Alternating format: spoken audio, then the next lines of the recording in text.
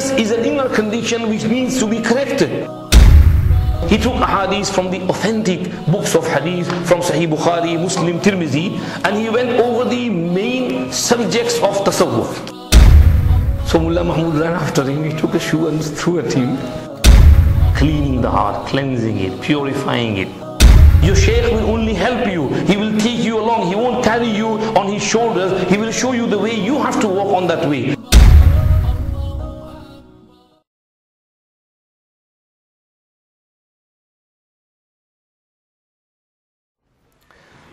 Hazrat started his early education very young age, Hafiz al-Quran, very intelligent person. From his childhood he was very well behaved and punctual of his Sawm and Salah. He went to Darul Uloom Deoband at the age of 15, stayed there for 5-6 years and studied with utmost attention. Or जब हजरत फारिग हुए हैं, when he was becoming graduate, Darul Uloom Deoband decided that year to put a turban on the graduates. I mean, before that there was no system of tying a turban on the graduates. So that year there were 14 students and they decided that the turban bante hain. So Hazrat Moulana Ashram Ali Thanwi and his friends got together and they said that, you know, we are not worthy of this. यार हम तो बहुत नालायक थे, Nahal हैं, और हम लोगों को सर पे पगड़ी बांध दी और फिर बाहर जाएंगे तो लोग हमको देखकर हंसी करेंगे, दारुल उलूम की मजाक उड़ाएंगे कि ये कैसे लोगों को इन्होंने फारिग कर दिया, इनको कुछ आता जाता है नहीं, तो हमारे जरिए दारुल उलूम का नाम बदनाम होगा, तो हमने we don't want this. So they said that who will speak to the Asatiza? Moulana Yaqub Sahab was the Sadr Mudarris, the first Mudarris at that time. The original first Mudarris was Mullah Mahmud, and his first student was Shaykhul Hind Moulana Mahmud Hassan Deobandi. Mullah Mahmud himself was a very calm person, बहुत Sufi buzurg the. Hazrat Moulana Qasim Nanotwi told him that you start under this pomegranate tree, teaching one teacher, one student, Mullah Mahmud and Moulana Mahmud Hassan. So normally he was very calm, but as the madrasa progressed and students start coming, so once there were some students and one of the students annoyed Mullah Mahmud. Just remember this Latifa from Hikayat Aslafi Deoband. So Mullah Mahmud, normally a calm person, but the student annoyed him and Mullah Mahmud got angry and he stood up to smack him, and the student somehow ducked and he missed. So Mullah Mahmud ran after him, he took a shoe and threw at him. So Moulana Qasim Nanotwi was watching and he said, भाई हमने ये सोच रखा था कि मुल्ला महमूद में अनासिर अरबा में से सिर्फ 3 उनसुर हैं, आज पता चला कि चौथा उनसुर नारी भी उनमें है. That a human being is made of 4 components: आबो आतिश खाको बाद, water, air, mitti, soil and fire. So today we have found out that we thought that Mullah Mahmud had only 3, but the 4th one, fire, is also in him. Anyhow, Mullah Mahmud was the first Mudarris. After that, Moulana Yaqub was the Sadr Mudarris at that time. So Hazrat Moulana Ashram Ali Thanwi approached and he said that, you know, we are not worthy of this. तो हमको ये पगड़ी मत पहनाओ, अल्लाह के वास्ते मदरसे की बदनामी ना हो. But Hazrat Moulana Yaqub Sahab said, go, तुम्हारा ये एहसास अभी अच्छा है, लेकिन इंशाअल्लाह यही तुमको आगे परवान चढ़ाएगा, और जब तुम जाओगे तो बाहर तुम होगे और तुमसे खूब फायदा होगा, फैलेगा. So that was the first instance when the pagdi was tied on the graduates at that time. Hazrat Moulana Ashram Ali Thanwi Rahmatullah Alayhi went to Kanpur, like Mufti Abdur Rahman explained. 14 years he spent there, and then under the instruction of Hazrat Haji Sahab, his Shaykh, he came to Thana Bhavan and he started his work over here. And Hazrat passed away in the year 1943. So this is a little bit about the author. And the subject about which this book is tasawwuf. Tasawwuf kya hai? Tasawwuf न सूरत का तसन्नुअ है, न सीरत का तकल्लुफ है. तसव्वुफ न सूरत का तसन्नुअ है, न सीरत का तकल्लुफ है. खुदी खुदा से झुके, बस यही तसव्वुफ है. खुदी खुदा से झुके, बस यही तसव्वुफ है. किसी से मैं ये क्यों पूछूं तसव्वुफ किसको कहते हैं, किसी से मैं ये क्यों पूछूं तसव्वुफ किसको कहते हैं, खुद अपने दिल को देखा और समझा इसको कहते हैं, खुद अपने दिल को देखा और समझा इसको कहते हैं. Why should I go around asking people what tasawwuf is? I look down in my heart and I realize that this is tasawwuf. Cleaning the heart, cleansing it, purifying it. If your heart is clean, part, Allah subhanahu wa ta'ala said, إِلَّا مَنْ أَتَى اللَّهَ بِقَلْبٍ سَلِيمٍ.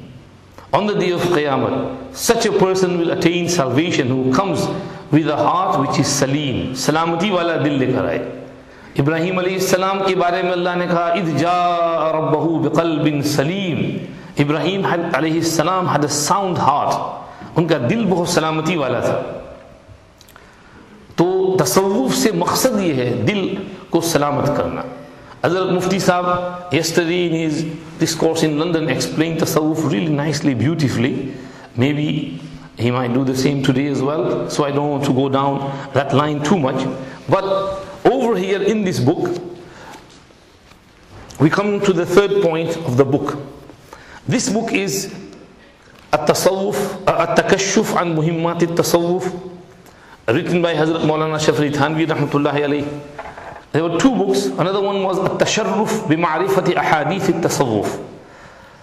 So both of them have been combined to some degree, and the ahadith have been taken, and from there many masail have been taken out.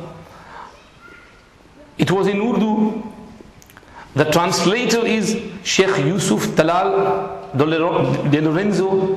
He lives in Virginia, USA. He studied under Allama Yusuf bin Nuri rahmatullahi alayhi in bin Nuri town. And in 1975, Hazrat Moulana bin Nuri rahmatullahi alayhi instructed him to translate this book, and he did so. But he says after that the translation remained with me, and it did not get to the stage of being published. So it was just like a manuscript with him. Our friend, respected Yahya Bata, has this institution called At-Turath. And he intends to get the mirath of our ulama out into the open.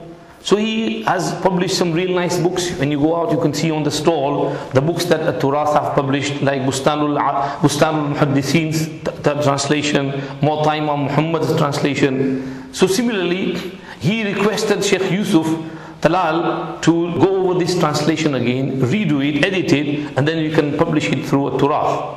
So when Yahya Bhai wants to do something, he just gets behind it and he gets it done. So mashallah, he persevered with his requests, and Shaykh Yusuf Talal accepted it, and then alhamdulillah this translation came into being.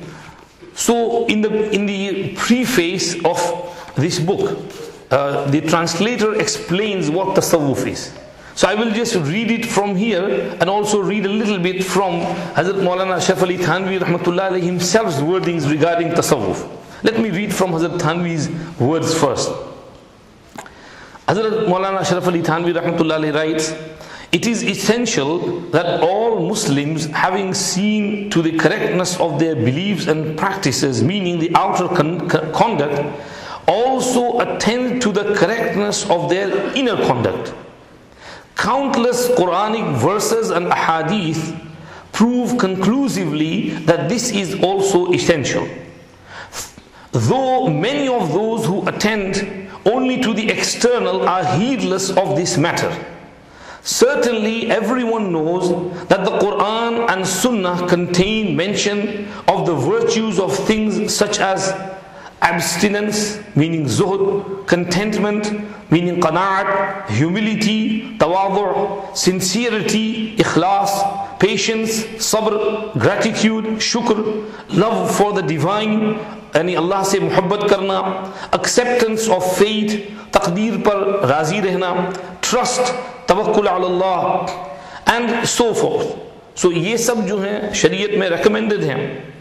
Indeed, the Muslim is encouraged by these texts to acquire these qualities and to avoid their opposites, such as greed, meaning lalach, hirs, pride, takabbur, fakhar, badai, hypocrisy, nifaq, rancor, bughz, dil mein mail rakhna, कीना रखना, lust, shahwat के पीछे पीछे पड़ना, jealousy, hasad, and so forth.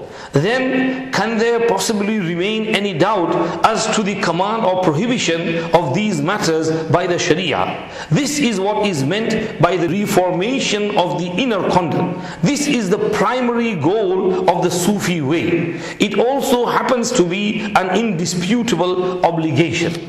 This is what Hazrat Thanwi Rahmatullahi Alayhi writes with regards to tasawwuf. Over here in the beginning, Hazrat Shaykh Yusuf Talal, the translator, writes, certain of the precepts of the Sharia have to do with the believer's outer state, like salah, saum, hajj, zakah, marriage, divorce, discharging marital responsibilities, oaths and their expiation, buying and selling, legal procedures and giving witness, bearing testimony, bequests, inheritance, meeting and socializing, greeting and entertaining, and so forth.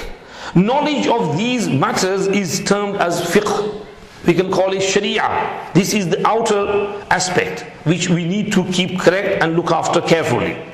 Certain other matters have to do with the inner state, such as one's love for the Almighty Allah subhanahu wa ta'ala, awe of Him, Allah ka khauf rakhna, remembrance of Him, Allah ka zikr karna, acceptance of His decree, or one's decreasing love for the worldly, dunya se muhabbat na rakhna, zuhud karna, or lack of greed, lalach khatam karna, or being conscientious in worship, dhyan se ibadat karna, or sincere in religious matters, ikhlas se pesh ana, or one's lack of contempt for others, or lack of conceit, or having control over one's temper, and so on. These matters are termed as suluk, or the inner conduct. Then, in the same way that a Muslim is to obey the rules of fiqh in his or her outward behavior, he or she must also obey the rules of the inner conduct. Moreover, it is usually as a result of some inner imbalance that irregularities occur in one's behavior or practice of Islam. For example, a decrease in the love of Almighty Allah subhanahu wa ta'ala might result in a lack of attention to daily prayers, or to one's saying them hurriedly and in a rushing manner. So if you don't have the love of Allah in your heart, you will rush your salah, or you will not pray properly, you will miss your namaz, because you don't have the proper love of Allah. So you need to develop that love of Allah so you can pray properly. Namaz barabar pad sakenge agar Allah ki muhabbat dil mein hogi. Isko paida karna zaruri hai. Tasawwuf ye karta hai, tumhare dil mein Allah ki muhabbat paida karta hai. Likewise, as a result of avarice, one might not give zakah or go on hajj. Stinginess, bakhili jo hai, ye bimari hai. It makes you withhold zakat. It makes you stop going for Hajj. Hajj is farz upon you, but you are scared, I will have to spend money. So stinginess is a bad habit. You need to rectify that condition. Some people get so stingy, they don't wash their clothes properly. Even when they get napak, they pray salah with that napak clothes, because of their stinginess, because of using water and soap powder and that. So that salah is not valid. So stinginess is an inner condition which needs to be corrected. So the tasawwuf and Sufiya kiram, they help you to rectify that condition. This is what tasawwuf is about. Similarly, owing to one's self-aggrandizement or one's inability to check one's anger, one may commit injustice or injustice on another, or usurp his or her rights. अगर इंसान अपने गुस्से को control में ना रखे तो दूसरे पर जुल्म करेगा, मारेगा, उसका हक खा जाएगा, उसकी जमीन खा जाएगा, पैसा खा जाएगा और चीजें ले लेगा. तो गुस्से को कंट्रोल में करना ये जरूरी है. If one was to recognize one's faults and then take care to correct them, the fact remains that unless some sort of inner rectification takes place, one will be sure to lapse in one's effort to correct the problem. Thus, for the above reasons, it should be obvious that the rectification of inner conduct is essential. Yet, the problem is that inner ailments are difficult to detect. You know, these inner बीमारीज, ये दिल की बीमारियां, इसको detect करना और पकड़ना बहुत मुश्किल काम है. जल्दी पकड़ी नहीं जाती हैं ये बीमारियां. हर आदमी समझता है यार मैं तो दुनिया का सबसे बड़ा सूफी हूँ. There is no big बुजुर्ग in the dunya than me. So these inner bimaris, you don't realize that you've got this stinginess, you've got this anger, you've got this lack of love of Allah subhanahu wa ta'ala, and you've got all these pride and haughtiness and show off and boasting and these bad bimaris. So he's saying that these inner ailments are difficult to detect, and even if they are detected, it is no easy matter to prescribe a proper cure for them. It's not easy to prescribe a proper cure for them. In fact, even if the cure was to be known, the taking of medicine is nearly always distasteful. You don't like the medicine. Kadwi hai dawa iski islah ki dawa kadwi hai. Now this is what Hazrat Moulana Ashram Ali Thanwi rahmatullah alayhi used to do. In his khanqah, people would come for their rectification, and Hazrat would look at their condition carefully and give them the right medicine. Moving on. What this book is about, because it's got about 330 ahadith, and Hazrat takes masail of tasawwuf from hadith. Now this is an innovative way of Hazrat Thanwi rahmatullah alayhi. Before, the Sufiya Kiram used to write books in which tasawwuf and hadith are incorporated with one another, like Harith ibn Asad al-Muhasibi, Abul Qasim al-Qushayri, Junaid Baghdadi, and others who say that tasawwuf and Quran hadith are interlocked with one another like these fingers. So they wrote some hadith, but sometimes in the books of Sufiya, like the books of Imam Ghazali and Abu Talib Makki's Qutul Qulub, there might be hadiths which are not that strong, and there is some weakness in the chain. This is not due to some fault with the Sufis. There is some reason is given over here by Shaykh Yusuf Talal, but I give another reason which is mentioned in Sahih al-Muslim, where Imam Muslim narrates from, I think, Yahya al-Qattan. يَجْرِي الْكَذِبُ عَلَى لِسَانِهِمْ وَلَا يَتَعَمَّدُونَ الْكَذِبِ. The explanation given there is that الْمَرْءُ يَقِيسُ عَلَى نَفْسِهِ. A person gauges the other person according to his own self. So I think that this Haji Sahib is just like me, he's thinking the way I am thinking. So the Sufis think that I never lie, so nobody lies. So when they give them some hadith, they take it on face value and they take it, yes, this is the saying of Rasulullah sallallahu alaihi wasallam. That's where the mistake comes. So there was that many ahadith which were not right or da'if or weak or maybe sometimes mawdu, they come in those books, but that does not mean that that person is a bad person. Hazrat Moulana Ashram Ali Thanwi rahmatullah alayhi, what he did over here was, he took hadith from the authentic books of hadith, from Sahih Bukhari, Muslim, Tirmizi, and he went over the main subjects of tasawwuf. Like for example, bay'at, how, from which hadith bay'at is taken. Or also from, like for example, fana fi shaykh, from which hadith the Sufi take these matters. Like group zikr, you can do zikr in a congregation. So and so hadith prove that dhikr or in congregational zikr is allowed, there is no harm in there. Like for example, spiritual knowledge, ilmul ladunni. Sayyidina Ubay ibn Ka'b was asked, ayyu ayatin a'zamu fi kitabillah, by Rasulullah sallallahu alaihi wasallam, and he said ayatul kursi, Allahu la ilaha illa huwal hayyul qayyum, and Rasulullah sallallahu alaihi wasallam replied, liyahnikal ilmu abal munzir. So Hazrat Thanwi takes from there that certain ilm is given to a person when he is busy in remembrance and zikrullah all the time, then Allah inspires him. Allah is Allah. Like he used to inspire the Anbiya alayhimus salam, he inspires the awliya izam as well. So he takes that from there. Like the possibility of malaika revealing themselves in front of awliyaullah. This is possible. Hazrat mentions this through the hadith of Usayd ibn Huzayr, who was busy reciting his salah and he was reading Surah Al-Kahf, and the malaika came down and he witnessed them, he saw them, and then they immediately went back up, and he related that to Rasulullah sallallahu alaihi wasallam. So Hazrat proves from this hadith of Sahih al-Bukhari that people other than the Anbiya alayhimus salam can also see the angels sometime. Similarly, shaitan as well. Sometimes they can see the shaitan as well. Proved from the hadith of Abu Hurairah radiyallahu radiallahu anhu, when Rasulullah sallallahu alayhi wasallam told him to look after the money of wealth of zakah, and shaitan used to come and take from him. So he says that sometimes shaitan can appear before a person as well. It doesn't have to be wali, any person, normal person as well, and he thinks this is a human being. In reality is a shaitan. So this is possibility. So you have to be very careful. They can trick the Sufis as well. The shaitan can come and say, I am the angel, I am Jibreel alayhi salam, and Allah has told you to do this. So Sufis have to be very careful. So Hazrat explains this. So these types of matters regarding, for example, Sufis say Kashful Qubur. You can go into detail over there. That sometimes awliyaullah go in a qabristan and they can see the condition of the qabr. It is opened before them. Hazrat Mufti Kifayatullah Sahab from Palanpur came once, and we took him to this, our qabristan, local qabristan, and he in Bolton. He stood there for a while, and then he hurriedly said, "Chalo, chalo, jaldi chalo, yahan se, jaldi chalo."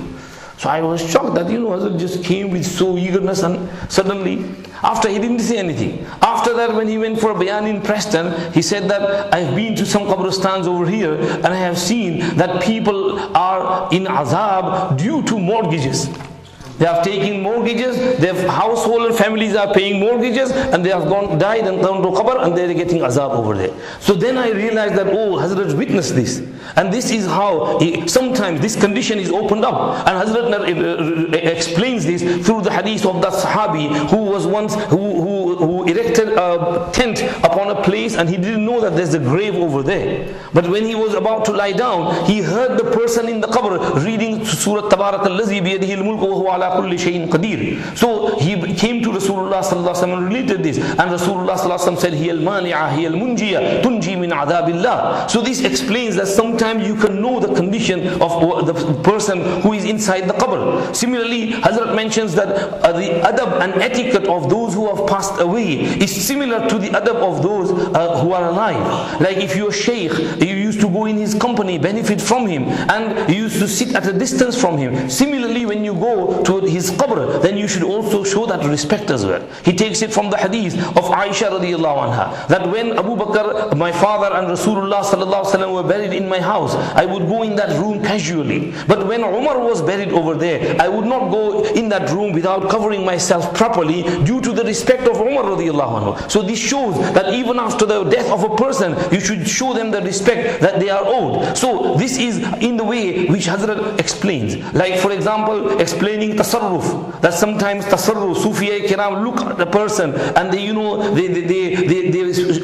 attention, and due to their tawajjuh, the person's condition can be changed if Allah wills, with the will of Allah. So Hazrat explains that through the hadith of Muslim, Ubay ibn Ka'b radiallahu anhu, he had some ishkal and i'tiraz upon the hadith of sab'atu ahruf, and Rasulullah sallallahu alaihi wasallam said his recitation is right as well and your recitation is right as well. So he thought to himself, how can both be right?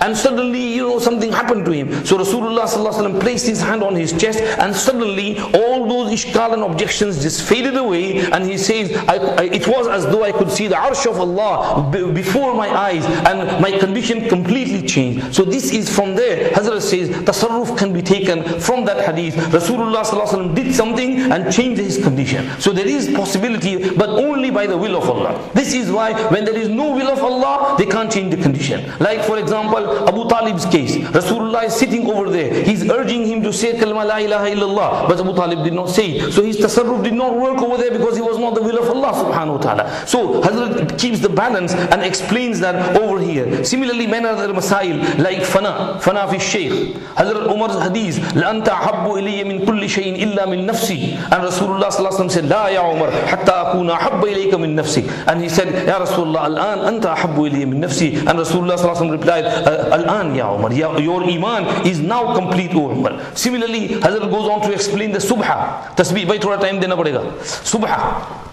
पूरा करना है, इसको पूरा करना, छेड़ेंगे नहीं, छोड़ेंगे नहीं अभी, 2 minutes do extra.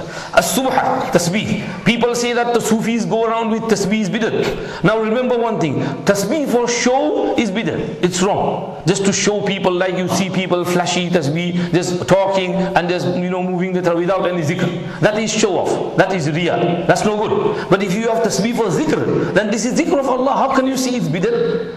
The hadith, Hazrat brings in the hadith of Hazrat Safiya radiallahu anha, who was sitting with 4,000 date seeds in front of her, and she was counting her tasbih on there. So Hazrat said, if the date seeds are separate, or whether you join them in one piece of string, they're both same. The aim is to count how much you have done. So the counter is allowed, whether it's in the form of tasbih, or whether it's the digital counter, or whichever counter, just in order to help you to remember how much you have prayed, how much you want to pray. So tasbih is no bid'ah, it's allowed. Hazrat goes on to mention other, ilham. Wallahu alhamahu dhalik. Sharah Allahu sadra Abi Bakrin fa'alimtu annahu al-haqq. Similarly, Hazrat goes on to other aspects. Like, for example, Hazrat keeps a balance. He says that, some people keep photos of their peer and sheikh in their homes. They say, we are from this Chishti silsila or that silsila, and this is our shuyukh, and they hang their pictures in their homes. Hazrat said, this is haram, not allowed. Hazrat brings in the dalil from the hadith of Fath Makkah, when Rasulullah sallallahu alaihi wasallam went inside Ka'batullah Sharif, and he saw photos of Ibrahim and Ismail, pictures drawn, and they were playing with the arrows. So Rasulullah sallallahu alaihi wasallam said, this is wrong. He told the person to bring some water and wash all those pictures away. So Hazrat brings that hadith and says that this proves that Sufis don't allow keeping the pictures and photos inside the homes, the veneration of images. Similarly, many other Hazrat says avoiding debates. Sufis should not debate around with people. Hazrat takes this from the hadith, man taraka al-mira'a wa huwa batilun buniya lahu baytun fi rawad al-jannah, wa man taraka al-mira'a wa huwa muhiqqun buniya lahu baytun fi wasat al-jannah, wa man hassana khuluqahu buniya lahu fi a'daha. That if you have an argument with someone and you are wrong, and you accept your defeat and say sorry to that person, apologize, Allah will give you a place on the outskirts of Jannah. If you are in an argument with someone and you are right, but still you say, okay, no problem, I don't want to argue with you, Allah will give you a place in the middle part of the Jannah. And if you rectify and beautify your conduct, then Allah will give you a place in the loftiest and highest part of Jannah. So this is what the Sufis teach, that don't go around arguing with people, keep your conducts clear. So this is how Hazrat explains. Hazrat explains that the Sufis sometimes can see with the nur of Iman from their hearts. And he says this through the hadith, ittaqu firasat al-mu'min fa innahu yanzuru bi nurillah. Hazrat explains that sometimes a person can see at a far distance while he is sitting over here. And some people object upon this. But Hazrat brings the hadith of Umar radiallahu anhu, when he is giving khutbah over here in Madinah Munawwara, and he is speaking to the army many miles away, saying, Ya Sariyah al-Jabal, Ya Sariyah al-Jabal. He could see their condition. He spoke from here and they heard him, and Allah subhanahu wa ta'ala is the one who does. From here, the karamat of awliya can also be explained. That karamat means honor. Allah honors a person whom He loves with something out of this world, something miracle. Allah wants to honor him. So karamat cannot be performed by the person himself. It is by the will of Allah subhanahu wa ta'ala. So this is how the masail of tasawwuf have been explained through the proper ahadith and the correct ahadith. Many other ilmul ladunni, ilham, phase, within limits, and all these aspects have been discussed in this book over here. You take this, buy it, it's only £10, spend a little bit of money, inshallah you will benefit. I have just given you a taste of what is in here. You read it, inshallah you will get a very good material. You will find it very eloquent, informative, and it will inshallah change your perception of this subject of tasawwuf, and maybe it can make you a Sufi as well. The aim of tasawwuf is, Hazrat Thanwi rahmatullahi narrates over here. If I had time, I would have I have read out to you the 7 hidayat which Hazrat has given with regards to tasawwuf, the essence of inner conduct. Hazrat says, when you go on this line of tasawwuf, the aim is not to get kushuf and karamat and vision of things. There is no promise that your worldly affairs will improve because of taking this line of tasawwuf. There is no guarantee that your behavior will automatically be reformed by becoming bayat to someone. You will have to work on yourself to reform yourself. Your shaykh will only help you. He will take you along. He won't carry you on his shoulders. He will show you the way. You have to walk on that way. Hazrat also explains that you will be responsible for your acts on the day of Qiyamah, and you will be accountable. You have to remember that. Don't think that my shaykh is going to do everything for me, he's going to save me, or so and so is going to save me. know you have to rectify yourself properly. Hazrat explains this properly, and the summary is, in a nutshell, in 2 words, tasawwuf is to make a person a good Muslim, good practicing Muslim. Tasawwuf's aim is to make you and transform you, change you into a good practicing Muslim. This is what this book is about, and Hazrat Mufti Sahib has been called to launch this book and to tell you, make you aware of this real nice book. Take it home, buy it from outside. Inshallah, Allah will give you great benefit through it. Jazakumullah.